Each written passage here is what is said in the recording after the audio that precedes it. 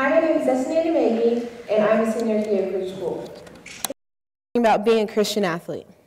Sports are a metaphor for life. Coaches say inspirational things all the time to get you pumped, but at the last field hockey game, I truly understood.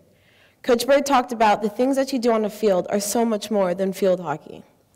All those cliche, when life knocks you down quotes are experienced on the field all the time. So I feel that the way you act during a game in some way reflects how you act in life. So I am a Christian athlete. Well, that's being a Christian and being an athlete. I believe in upholding Christian values, like Luke chapter 6, verse 31 says, "Do to others as you would have them do unto you." So being a Christian almost comes down to respecting others and respecting yourself. I am an athlete. Just as athletes must dedicate themselves to their sport, Christians dedicate themselves to their faith. This entails eating the right foods to take care of your body and having the right mindset to succeed every time you step on the court or field. So I've talked about what I think being a Christian is and what I think being an athlete is. So what's being a Christian athlete? Well, I think a great example of a Christian athlete is Tim Tebow. Being a Christian athlete is being able to apply both on the field. Emotions are very high when you play a sport. You're either excited, happy, focused, frustrated, mad, or sometimes all of those. During games, it almost seems like everything's moving faster. In the moment, it's easy to let your emotions get the best of you. How many times in football do you see unsportsmanlike conduct calls and in soccer, red or yellow cards given? And sometimes, half the time, it's not even because the player is trying to make a play, but because their emotions have gotten the best of them. A personal example is one time I was playing a soccer game, and we'd played this team a dozen times, and this girl on my team didn't like this girl she went against, and her name was Haley.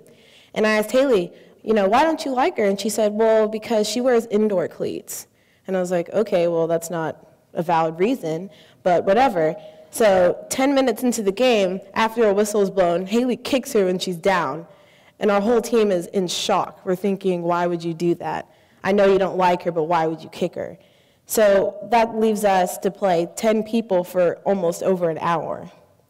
And another example is just sometimes I get so worked up during a game, I can't play the way I should be playing. So if I'm a Christian and sports reflect life, then I think that Christian athletes should be able to apply their Christian beliefs to the field.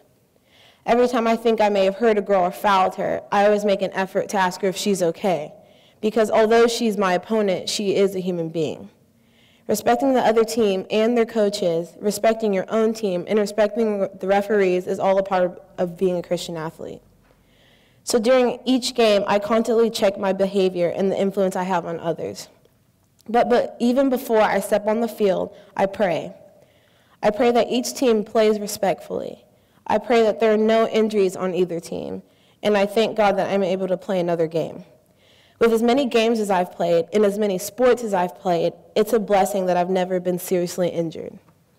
It's not everyone who has this ability to play, and it's not everyone who is blessed with the opportunity to play on a team or especially for a school.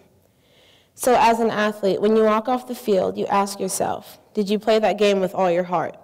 But as a Christian athlete, when you walk off the field, ask yourself if you played that game in a way that would honor your faith in your God. I want to leave you guys with a quote, or a Bible verse. It's from 1 Peter chapter 1, verses 13 through 16. Therefore, prepare your minds for action. Be self-controlled. Set your hope fully on the grace to be given you when Jesus Christ is revealed. As obedient children, do not conform to the evil desires you had when you lived in ignorance. But just as he who called you is holy, so be holy in all you do. For it is written, be holy because I am holy. Thank you.